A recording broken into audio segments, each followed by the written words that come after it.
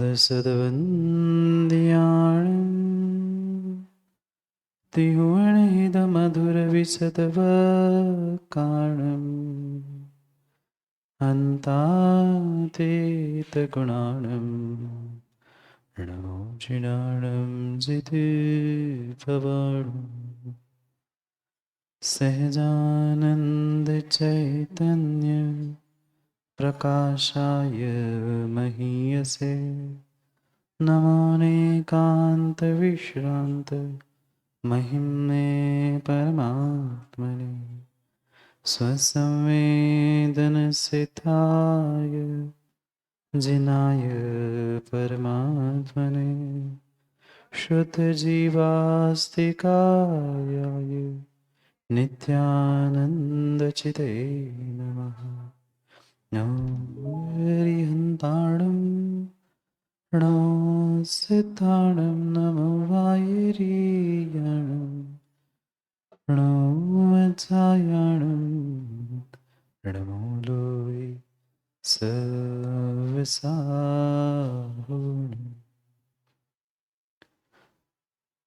पंच परमेष्टि भगवान की परम पूज्य आचार्य भगवान कुंद कुंद स्वामी की परम पूज्य आचार्य भगवान अमृतचंद्र स्वामी की परम पूज्य आचार्य भगवान जयसेन स्वामी की परम पूज्य आचार्य भगवान गुरुवर विशुद्ध सागर जी महाराज की सनातन जैन धर्म की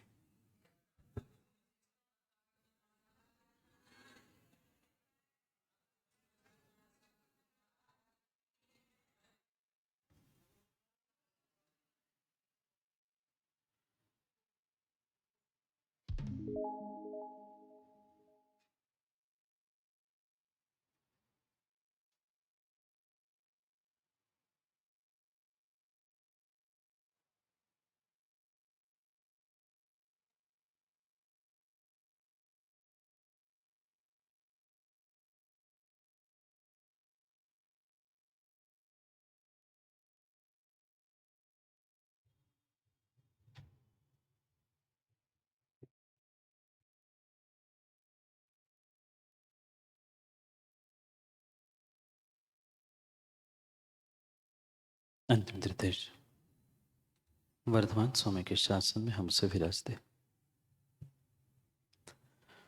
और उनकी ये पावन पीयूष देशना हम सभी के लिए परम उपकारी। उपकारमयी देशना को समझने के लिए जो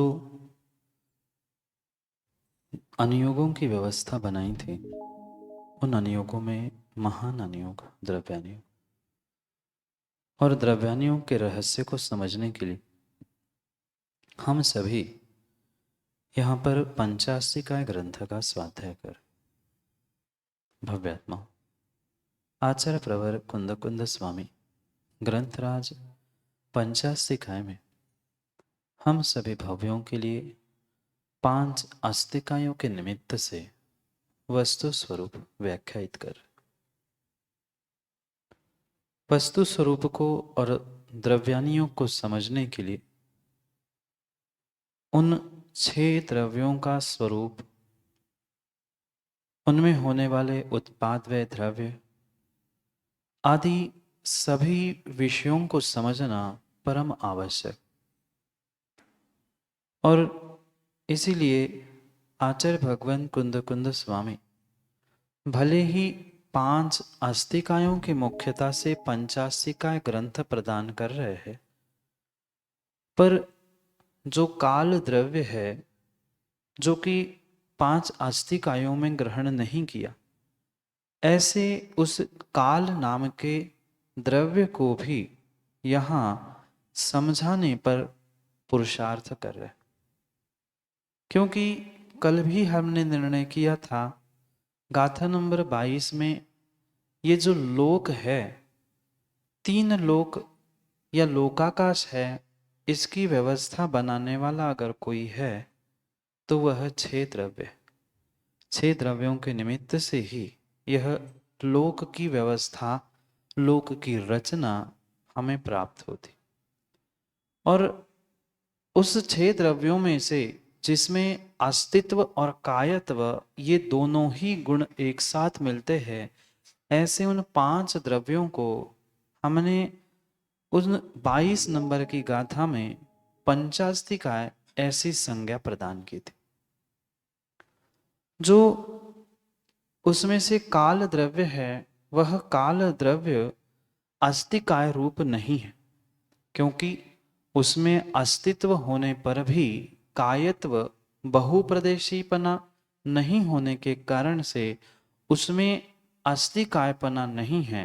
ये भी कल हमने समझा।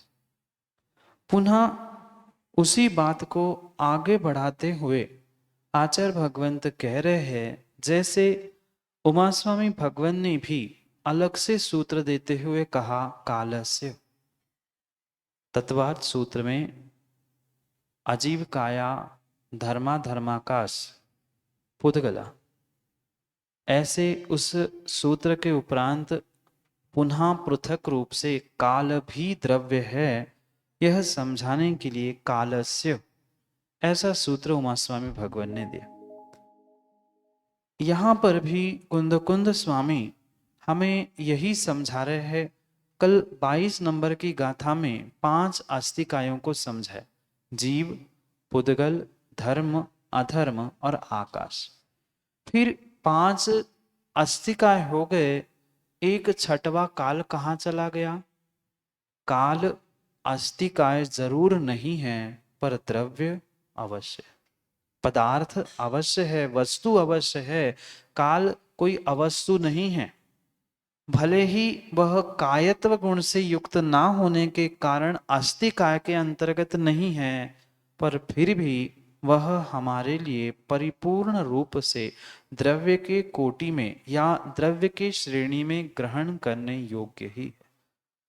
और इसी कारण से अगले 23 नंबर की गाथा में आचार्य भगवान कुंद स्वामी हमें उस काल के अस्तिकायपना नहीं होने पर भी काल अर्थ है, द्रव्य है, पदार्थ है, वस्तु है, इसका बोध करा रहे। और वह काल का स्वरूप वास्तविकता में क्या है? आकाश तो दिखाई देता है स्वतंत्र अवगाहना देने के रूप से। धर्म अधर्म भी उसका अलग से अस्तित्व समझ में आता है, रुकने के लिए, चलने के लिए, इस प्रकार से। और जीव पुद्गल तो हमें वर्तमान में आंखों से दिखाई भी दे रहे। अब रही बात काल द्रव्य की, तो ये काल द्रव्य हम जानेंगे कैसे? काल द्रव्य को पहचानेंगे कैसे? तो इस काल द्रव्य को जानने के लिए, पहचानने के लिए आचार्य भगवंत यहां समझा रहे हैं 23 नंबर की गाथा में कि वह काल द्रव्य जीव और पुद्गल के परिणमन के निमित्त से ही समझा जा सकता है। समझ में आया? मां काल द्रव्य किसे कहा? उसके लक्षण भी हमने समझे थे, वर्तना, परिणाम, क्रिया, अपरत्व, परत्व आदि उस काल द्रव्य के लक्षण भी समझे थे। अब उसी को यहाँ आचार्य भगवान समझा रहे हैं कि उस काल द्रव्य को समझने के लिए हमें जीव और पुद्गल की आवश्यकता है, क्योंकि जीव और पुद्गल के परिणमन के लिए, उसके बदलाव के लिए, उसमें होने वाले उन बदलावों को समझने के लिए ही हम काल द्रव्य ग्रहण कर रहे हैं, या काल द्रव्य को समझने के लिए जीव और पुद्गल के परिणमन को समझना आवश्यक। ये निर्णय हमने पहले ही किया था कि प्रत्येक द्रव्य यहां पर परिणमनशील है। 6 द्रव्य उत्पाद, व्यय और द्रव्य से युक्त है। पर जीव और पुद्गल चूंकि हमें सामान्य रूप से आंखों से दिखाई देते हैं, विभाव अवस्था का अशुद्ध अवस्था में रहने वाला जीव द्रव्य और वह अशुद्ध अवस्था में रहने वाला पुद्गल द्रव्य, ये दोनों भी सामान्य रूप से इंद्रिय गोचर होने से उनके ही परिणमन को ग्रहण करते हुए आचार्य भगवान कहेंगे कि यहाँ जो भी परिणमन हो रहा है, ये परिणमन हो रहा है मात्र और मात्र काल द्रव्य के निमित्त से। काल द्रव्य परिणमन करा नहीं रहा। काल द्रव्य पंडित जी परिणमन कराता नहीं है। परिणमन तो प्रत्येक द्रव्य अपने आप से करता है, पर काल द्रव्य उनके परिणमन के लिए निमित्त है। उनके परिणमन की गणना बताने के लिए वो साधन है। जैसे कोई थर्मामीटर होता है। क्या थर्मामीटर का प्रयोग आप लोगों ने नहीं किया? प्रयोग किया। तो थर्मामीटर मतलब बुखार था क्या मां? बहुत अच्छे से समझना, थर्मामीटर मतलब बुखार था, पर थर्मामीटर में बुखार का प्रमाण आया था। तो थर्मामीटर बुखार नहीं था, तो क्या थर्मामीटर के भीतर का पारा बुखार था? नहीं था। तो पारा बुखार नहीं था, तो थर्मामीटर पे जो नंबर डले थे, इतने डिग्री, इतने सेंटीग्रेड ने फ़ारेनहाइट आदि जो कुछ भी लिखा था, वो बुखार था? नहीं था। बुखार कहाँ था? बुखार तो व्यक्ति के शरीर में था। उस शरीर के बुखार को नापने के लिए थर्मामीटर, थर्मामीटर के भीतर पारा, उसके ऊपर के आंकड़े थे। बिल्कुल ऐसा ही प्रत्येक द्रव्य का परिणमन चलता है, चलता है, चलता है, और उस परिणमन को समझा किससे जाता है? काल द्रव्य से। समझ में आया? काल द्रव्य मतलब परिणमन नहीं है। काल द्रव्य का अपने आप में बदलाव परिणमन तो चल रहा है, पर दूसरे द्रव्य के परिणमन को, वर्तना को, उसके परत्व अपरत्व को समझने का अगर कोई हेतु है तो उसका नाम काल है। बात समझ में आई? थर्मामीटर मतलब बुखार नहीं है, पारा मतलब बुखार नहीं है, उसमें लिखे हुए नंबर भी बुखार नहीं है, पर उस बुखार को नापने के लिए थर्मामीटर, पारा और आंकड़े काम में आते। बिल्कुल इसी प्रकार से यहाँ उस काल द्रव्य के विषय में आचार्य भगवान समझा रहे हैं कि जीव और पुद्गल, ये जो हमें विभाव अवस्था में चाक्षुष दिखाई दे रहे हैं सामान्य रूप से, उस चाक्षुष वस्तुओं को ग्रहण करने के लिए यहाँ पर हम उस काल द्रव्य को समझ रहे हैं, या काल द्रव्य को समझने के लिए जीव पुद्गल के परिणमन को ग्रहण करना, समझना आवश्यक है। पुनः समझते हैं, वह थर्मामीटर में पारा ऊपर गया, नीचे आया, मतलब क्या हुआ? वह बुखार कम है, ज्यादा है, वह पारे से और आंकड़ों से समझ में आता। ऐसे ही काल द्रव्य रूपी उस द्रव्य से, काल नाम के द्रव्य से हम प्रत्येक द्रव्य के, प्रत्येक वस्तु के परिणमन को जानते हैं, समझते हैं। क्या थर्मामीटर एक ही बार प्रयोग किया जाएगा? पुनः उसको ऐसा कर लो, पुनः दूसरे का, पुनः ऐसा कर लो, पुनः तीसरे का। ऐसे ही काल द्रव्य भी मात्र एक को प्रमाण करने वाला, एक का परिणमन बताने वाला नहीं है, अपितु स्वयं का भी और बचे हुए 5 द्रव्यों का भी परिणमन बताने के लिए निमित्त भूत है। बात समझ में आई? काल द्रव्य निमित्त है थर्मामीटर के तरह। बुखार थर्मामीटर में नहीं था, बुखार शरीर में था, और थर्मामीटर रूपी उस प्रमाण के निमित्त ने हमें क्या करा दिया? बुखार का बोध करा दिया, बुखार का ज्ञान करा दिया, कितनी डिग्री बुखार है, कितना क्या है, ये समझाने वाला थर्मामीटर था। ऐसे ही जीव और पुद्गल, इन दोनों द्रव्यों में जो परिणमन चल रहा है, बदलाव चल रहा है, उसको ग्रहण करने वाला, समझाने वाला, बताने वाला कौन है? काल द्रव्य। ऐसे उस परिणमनशील काल द्रव्य के लिए ही यहाँ आचार्य भगवान समझाना चाहते हैं कि ये काल द्रव्य है क्या? भले ही वह अस्तिकाय नहीं है, कायत्व नहीं होने से, पर फिर भी उसमें अर्थपना या द्रव्यपना है। क्यों है? क्योंकि उसमें अस्तित्व है। द्रव्य का लक्षण क्या है? द्रव्य का लक्षण क्या है? उमा स्वामी भगवान ने लिखा, उत्पाद, व्यय, द्रव्य, युक्तम सत और सत द्रव्य लक्षण। तो जहां सत है, अस्तित्व है, उत्पाद व द्रव्यपना है, वहां पर द्रव्यपना है।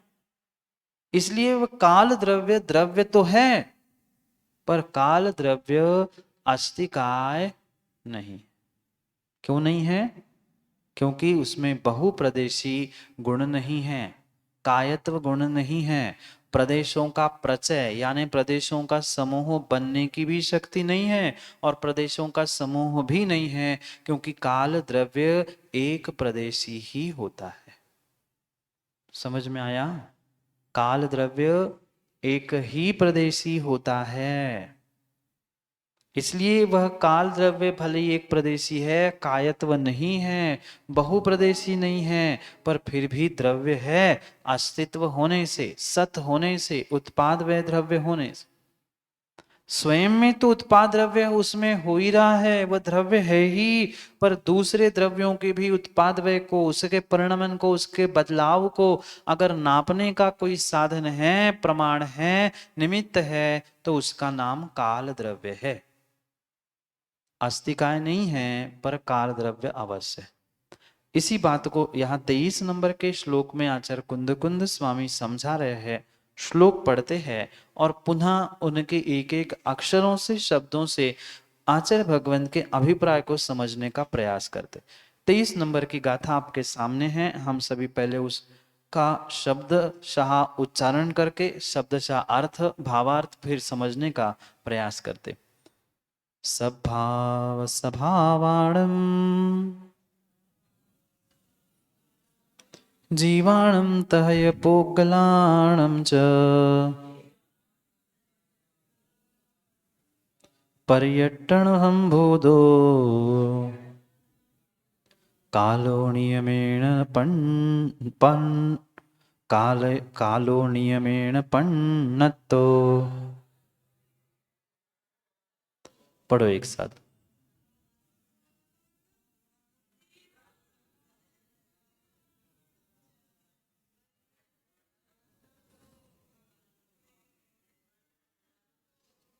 सद्भाव स्वभावाणम, उसका सत्ता रूप ही स्वभाव है। किसका?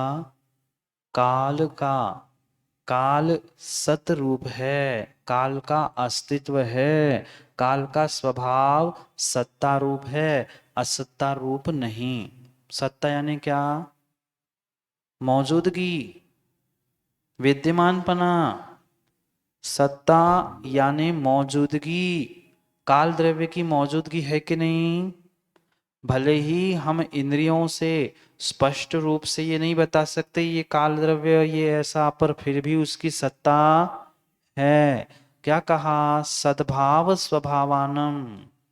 सद्भाव स्वभावानम यानी सद्भाव यानी सत्ता ही जिसका स्वभाव है, सत्ता स्वभाव वाले जीवाणाम तथैव पुद्गलाणाम च, जीव और पुद्गल के उन दोनों के परिवर्तन से सिद्ध होने वाले कौन? ऐसे परिवर्तन संभूता, उसके परिवर्तन से जो सिद्ध होता है वह कौन है? काला। वह ऐसा काल द्रव्य है। किसने कहा? मैं कह रहा हूं इसलिए मत मानना। नियमेण पण्णतो, ये नियम से प्रज्ञप्त है, यानी सर्वज्ञ ने निश्चय से इसे कहा है। बात समझ में आई क्या? काल द्रव्य भी सद्भाव स्वरूपी है, जीव पुद्गल भी सद्भाव स्वरूपी है, धर्म अधर्म आकाश ये भी सद्भाव सत स्वरूपी है। बात समझ में आई क्या? छह द्रव्यों का लक्षण क्या है? अभी अभी हमने समझा। छह ही द्रव्यों का लक्षण सत है, जो कि उत्पाद व द्रव्य रूप है। कोई ऐसा द्रव्य है जिसकी सत्ता नहीं है? वह द्रव्य ही नहीं होता है। जो द्रव्य होगा उसकी सत्ता होगी, और जिसकी सत्ता होगी वह द्रव्य। इसलिए यहाँ मुख्यता से जीव और पुद्गल जो कि विभाव अवस्था में चाक्षुष होते, इंद्रिय गोचर होते हैं विभाव अवस्था में, ऐसे सामान्य रूप से जीवाणाम तथैव पुद्गलानाम च, जीव भी और पुद्गल जो सत्ता रूप होने पर भी, सद्भाव होने पर भी कैसे है, परिवर्तन संभूता, उसमें जो परिवर्तन हो रहा है, उसमें जो उत्पाद व्यय हो रहा है, उसमें जो बदलाव हो रहा है, उससे क्या होगा, कालो, वह काल है। कौन काल है? जीव और पुद्गल काल नहीं है। जीव और पुद्गल की सत्ता होने पर भी, सत्ता स्वभाव वाला जीव और पुद्गल होने पर भी जो उसमें परिवर्तन हो रहा है, परिवर्तन के लिए निमित्त बन रहा है, ऐसा वह काल। किसने कहा? नियमेन पण्णतो, नियम से कहा है, निश्चय से कहा है। किसने? मैंने नहीं, कुंद स्वामी ने नहीं।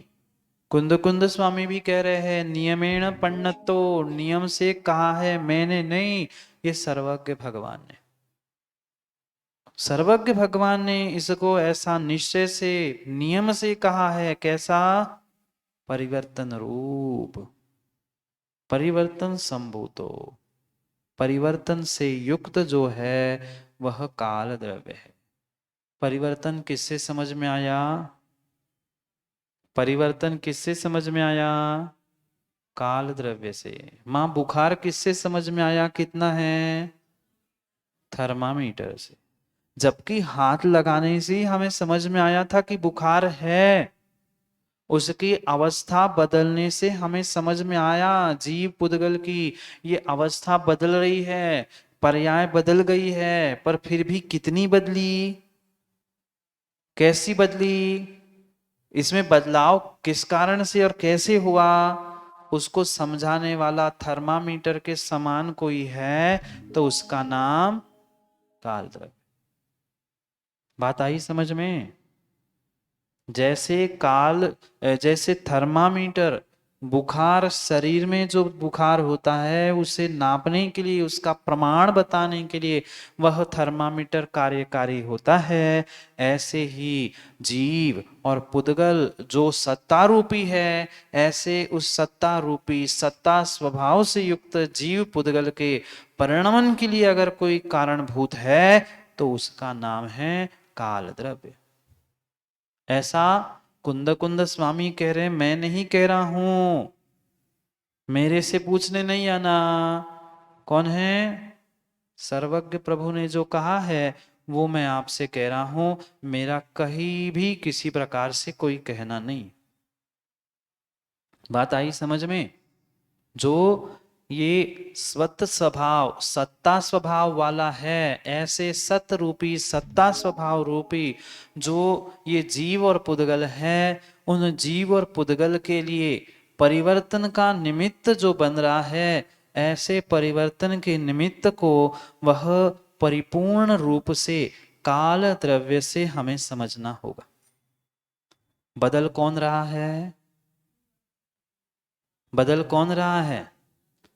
जीव, पुद्गल, धर्म, अधर्म, आकाश और काल, सभी द्रव्य अपने आप में बदल तो रहे हैं, सभी द्रव्य अपने आप में बदल रहे हैं, पर बदलाव को बताने वाला कौन है? काल द्रव्य।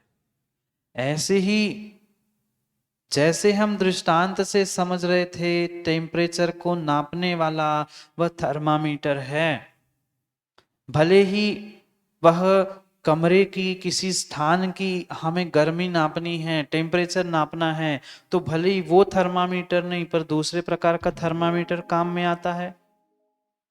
तो वह जैसे उष्णता को नाप के बताने का काम करता है, ऐसे ही काल के परिवर्तन को या जीव, पुद्गल आदि आदि सभी द्रव्यों के परिवर्तन को बताने का कोई काम करता है तो वह काल द्रव्य है। एक ही बात बार बार समझने की आवश्यकता है। परिणमन किसका स्वभाव है? परिणमन किसका स्वभाव है?